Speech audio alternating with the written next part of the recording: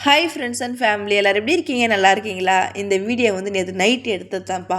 நேற்று நைட் லாஸ்ட்டாக ஒரு வீடியோ உங்களுக்கு போட்டிருப்பேன். எங்கள் ஓனர் வீட்டில் என்ன சாப்பாடு எல்லாம் வெளியே போயிருக்காங்கன்னு சொல்லிட்டு கூட சொன்னேன்னா சொல்லிவிட்டு வீடியோ அப்லோட் பண்ணிவிட்டு அதுக்கப்புறம் கொஞ்சம் நிறைய வேலைலாம் இருந்துச்சுப்பா. சாமான்லாம் கழுவுத்து அது இது இருந்துச்சா எல்லாத்தையும் க்ளீன் பண்ணேன். க்ளீன் பண்ணிவிட்டு ரூமுக்கு போகலான்னு இப்படி உட்காந்தேன் எங்கள் மாமா பொண்ணு ஃபோன் பண்ணுறா.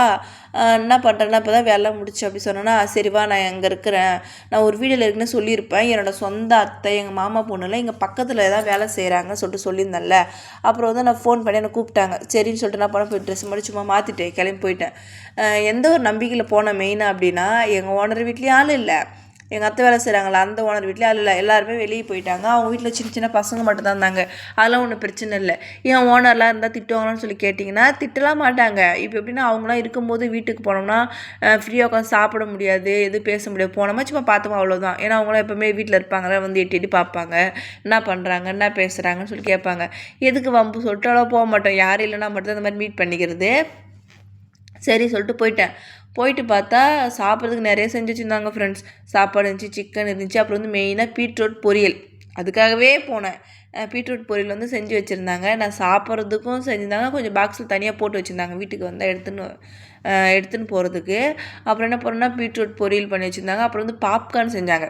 நீங்கள்மா பேசின்னு இருங்க கொஞ்ச நேரம், நான் ஒரு பக்கம் செய்கிறேன்ட்டு எங்கள் அத்தை செய்ய ஆரம்பிச்சிட்டாங்க. பாப்கார்ன் செஞ்சு அதுவும் கொடுத்தாங்களா, அதுவும் உட்காந்து சாப்பிட்டோம். அரைக்கிறேன் எங்கே தான் போகிறதுலே தெரிய மாட்டேங்குது. என்ன பிரச்சனை, வீட்டிலலாம் இருந்தால் எதுவுமே சாப்பிட்றதுக்கு தோண மாட்டேங்குது.